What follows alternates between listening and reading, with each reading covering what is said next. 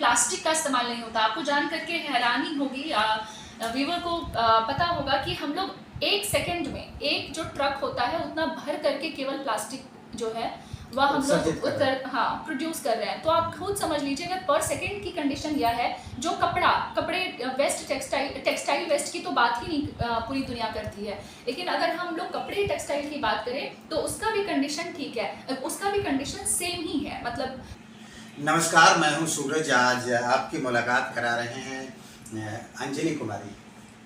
वसुधा कल्याण संस्था है, एक संस्था है और इस संस्था की खासियत ये है कि बच्चों को ले करके, बच्चों को जोड़ करके और हजारीबाग में साफ सफाई का कार्य करती है। बात में बहुत साधारण सी बात लगेगी कि साफ सफाई का कार्य है, लेकिन इसके पीछे की जो मंशा है और एक सोच बदलने की जो कोशिश है वो सबसे महत्वपूर्ण है। तो आइए इन्हीं से जानते हैं कि किस तरह से ये कार्य कर पा रही हैं और कितना सहयोग हजारीबाग का मिल पा रहा है और इस कार्य से कितने लोग प्रेरित प्रोत्साहित हैं। तो अंजलि जी, कैसे इसकी शुरुआत हुई और इस पूरी कहें कि आपकी जो कोशिश है उसको लोग किस तरह देखते हैं? सबसे पहले सभी व्यूअर को हमारी टीम की तरफ से और मेरी तरफ से नमस्कार। ये जो वसुधा कल्याण है, वसुधा मतलब पृथ्वी और पृथ्वी कल्याण मतलब अच्छाई के लिए, for the betterment of earth. तो पृथ्वी के कल्याण के लिए समझ लीजिए ये कि पृथ्वी का कल्याण नहीं है, हम मानव जन का ही कल्याण है, क्योंकि पृथ्वी अगर हरा भरा अगर ठीक रहेगी तो हम मानव का भी जीवन कुछ खराब नहीं होगा। इसी सोच के साथ वसुधा कल्याण ने 3 विजन के साथ जो है वसुधा कल्याण की शुरुआत हुई। पहला विजन है जागरूकता फैलाना।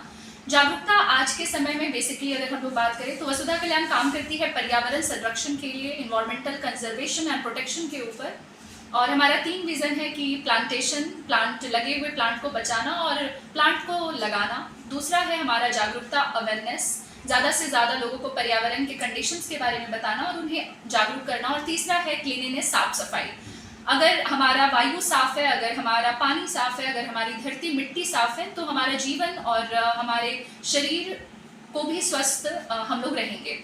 और जब शरीर स्वच्छ हो तो ही हम एक अच्छे मन को स्वच्छ रख करके हम इसको अच्छे से जीवन को चला सकते हैं।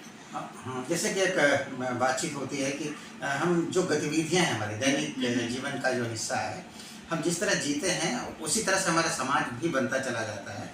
तो हम देखते हैं कि जैसे हमारा जीवन प्रकृति से एकदम अलग होता चला जा रहा है, तो इन सब चीज़ों के कारण ही समाज में इस तरह की स्थिति है, या अभी जो वर्तमान में जो दिनचर्या है हमारी, जो हमारी सोच है, उसमें कुछ बदलाव लाने की ज़रूरत है? बिल्कुल बदलाव लाने की ज़रूरत है, क्योंकि पुराने ज़माने में अगर हम बात करें तो छोटा सा ही हम लोग इस चीज़ को जो आपने अभी कहा उसको हम लोग छोटा सा ही एग्जाम्पल, पहले इतनी चीज़ें प्लास्टिक का इस्तेमाल नहीं होता। आपको जान करके हैरानी होगी या व्यूअर को पता होगा कि हम लोग 1 सेकंड में एक जो ट्रक होता है उतना भर करके केवल प्लास्टिक जो है वह हम लोग प्रोड्यूस कर रहे हैं। तो आप खुद समझ लीजिए अगर पर सेकंड की कंडीशन यह है, जो कपड़े वेस्ट टेक्सटाइल वेस्ट की तो बात ही नहीं पूरी दुनिया करती है, लेकिन अगर हम लोग कपड़े टेक्सटाइल की बात करें तो उसका भी कंडीशन ठीक है, उसका भी कंडीशन सेम ही है। मतलब वो भी अगर हम पर सेकंड की बात करें तो पर सेकंड जो है वो एक ट्रक के बराबर कचरा जो है वो वेस्ट जो है वो जनरेट हो रहा है।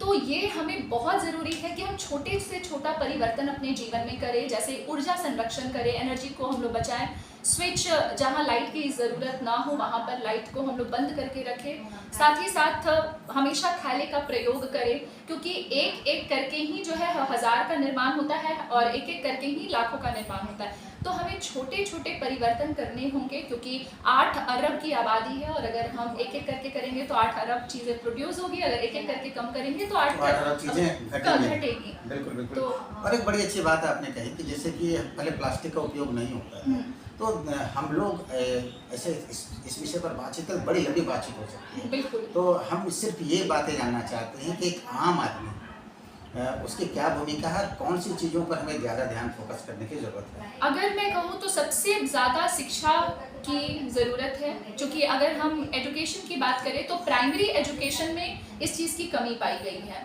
भारत की अगर हम बात करें तो ज़रूरत है सरकार को कि सबसे पहले प्राइमरी एजुकेशन में शिक्षा को जो है इम्प्लीमेंट करे, शिक्षा में इस चीज़ को ज़्यादा से ज़्यादा जोड़े ताकि बच्चे इस बात को शुरू से ही सीखे और आम जनता इस पे संकल्प ले कि वो बच्चे को इसकी शिक्षा घर से दे। तो अगर बच्चे को एक घर से ही ये शिक्षा मिलेगी कि हमें चीज़ों को ठीक से रखना है और बच्चे ये सीखेंगे तो बहुत बड़ा बदलाव देखा जा सकता है। साथ ही साथ जितने भी लोग हैं वो अपने छोटे छोटे चीज़ों का ध्यान रखें, कूड़े का सही प्रबंधन करना सीखें, जो बायोडिग्रेडेबल है, नॉन बायोडिग्रेडेबल है, इन चीज़ों का ज्ञान रखें।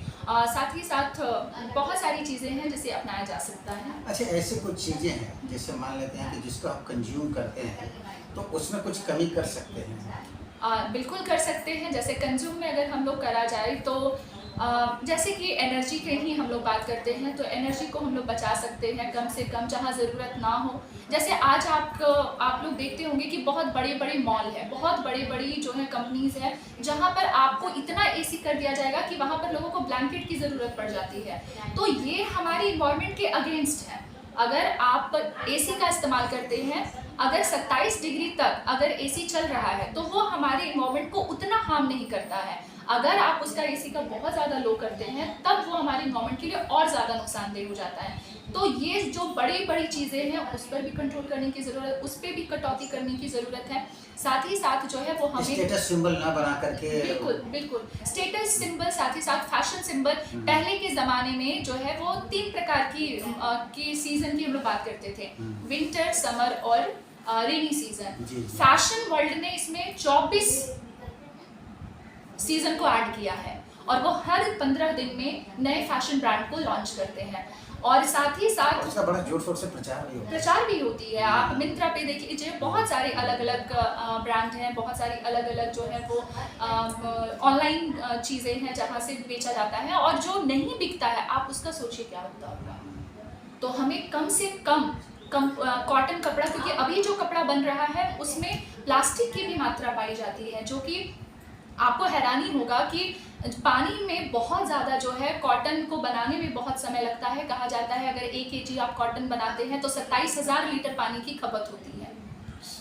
और हम फैशन के मारे कितने फैशन को चेंज करने के लिए, लोगों को दिखावा करने के लिए हम लोग फैशन के नाम पर इन सब चीज़ों की तो बात ही नहीं होती। फैशन वर्ल्ड की बात ही नहीं होती है दुनिया में। लेकिन आप जब फैशन वर्ल्ड को जानेंगे, ये टेक्सटाइल इंडस्ट्री की सच्चाई को जानेंगे तो हैरानी होगी आपको कि कितनी सारी चीज़ें हैं जिस पर तो बात ही नहीं होती है। बात होती है सिर्फ पोल्यूशन की, क्लाइमेट चेंज की, पेड़ों की कटाई की।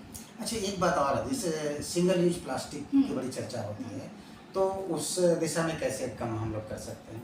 सिंगल यूज़ प्लास्टिक, जैसे कि अगर हम लोग कहें तो अभी जो है वो छोटे प्रोडक्ट ना खरीद करके हम कुछ चीज़ों पर बड़े प्रोडक्ट खरीद सकते हैं। अगर घर में अगर हल्दी महीने भर का आना है तो हम छोटा पैकेट ना ला करके बड़ा ही पैकेट लाएं। बार बार खरीदने से बेहतर है कि हम लोग एक ही बार उस चीज़ का स्टोर करें। तो ये सब चीज़ें हमें धीरे धीरे हेल्प कर सकती है कि जो चीज़ों को की कटौती हम लोग अपने दिनचर्या में कर सकते हैं, हमें ज़रूर उस पर करना चाहिए। अच्छा, एक बात आपने और कही थी, उसी से मेरा सवाल है, जैसे एजुकेशन सिस्टम में बात कही आपने, लेकिन जब हम अपनी पुरानी पीढ़ी को देखें तो बहुत ज़्यादा पढ़े लिखे लोग नहीं थे, लेकिन पर्यावरण के प्रति ज़्यादा संवेदनशील थे। तो इस बारे में ज़रूर आपसे कोई इस बारे में यही कि उस समय लोग नेचर के साथ ज़्यादा कनेक्ट भी करते थे, नेचर के बीच में रहते थे। वो जितना भी चीज़ें करते थे उसमें वो जानवरों का इन्वॉल्वमेंट भी रहता था। उस समय बहुत समय जो होता था वो लोग प्रकृति की पूजा भी करते थे। जैसे झारखंड की हम लोग बात करें तो झारखंड में बहुत सारे ऐसे फेस्टिवल्स हैं जो कि पर्यावरण से जुड़े हुए हैं। अगर झारखंड बिहार का सबसे बड़ा फेस्टिवल देखा जाए छठ, तो वो भी प्रकृति से जुड़ा हुआ है। तो हमारी बहुत सारी फेस्टिवल्स हैं, बहुत सारा पूजा है जो पर्यावरण।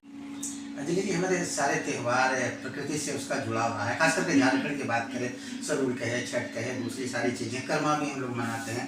तो प्रकृति के साथ एक जुड़ाव वाला जो जीवन था और प्रकृति से विलग होकर जो हम जी रहे हैं, तो इन सब चीज़ों को फिर से प्रकृति की ओर हमें लौटना पड़ेगा। कभी एक नारा सुनते थे कि वेदों की ओर लौटे, फिर अब एक नारा देने की जरूरत है कि हम लोग प्रकृति की ओर लौटे। तो इस विषय में क्या सोचते हैं? बिल्कुल, मैं यही सोचती हूँ कि जितनी भी पुरानी चीज़ें हैं वो कभी ख़त्म नहीं होनी चाहिए, और जितना भी हमारा कल्चर है कभी ख़त्म नहीं होना चाहिए। और जो प्रकृति के प्रति जुड़ाव है वो हमेशा हमारे पास, हमारे साथ रहना चाहिए, क्योंकि प्रकृति है तभी जीवन संभव है, धरती है तभी हमारी जीवन संभव है। जितने भी रिसोर्सेस हमें मिलते हैं इसी धरती धरा से मिलते हैं। तो इस तरफ लौटे, और जो जितने भी फेस्टिवल्स आए हैं, झारखंड, बिहार, भारत खुद जननी रही है बहुत सारी संस्कृतियों का, तो वो संस्कृति को हमें हमेशा पालन करने की ज़रूरत है और उसे आगे बढ़ाने की ज़रूरत है। क्योंकि प्रकृति ही अगर देखा जाए तो असल देवता है, क्योंकि वहीं से हमें ऑक्सीजन मिल रहा है। अगर आज हम और आप यहाँ पर बात करें तो वो इसलिए नहीं कि हम कितने पैसे वाले हैं या कितना पैसा है, वो इसलिए क्योंकि हम भी ऑक्सीजन ले रहे हैं और आप भी ऑक्सीजन ले बिल्कुल, पा रहे हैं, बिल्कुल। और ऑक्सीजन ये प्रकृति पृथ्वी की देती है। तो लोगों की ज़रूरत को पूरा किया जा सकता है, बट सुविधाओं का कोई सीमा नहीं है। सुविधाएं जितनी बढ़ेंगी प्रॉब्लम उतनी बढ़ेगी, मुझे ऐसा लगता है। बिल्कुल। और आज हम एक ऐसे दौर में जी रहे हैं जब जो नई पीढ़ी है, बच्चे दाल में अंतर नहीं कर पाते हैं कि कौन सा दाल है, सब्जी कौन सी ऐसी है, उसकी पहचान नहीं कर पाते हैं। तो फिर से इन बच्चों को, नई पीढ़ी को अपने अतीत से जोड़ना होगा, अपनी परंपराओं से जोड़ना होगा, प्रकृति के साथ जुड़ा करना होगा। अंजलि जी, बड़ी लंबी बातचीत हुई, फिर कभी मौका मिलेगा तो इस विषय पर और भी बातचीत करेंगे। आपका बहुत बहुत धन्यवाद। आपका बहुत बहुत धन्यवाद।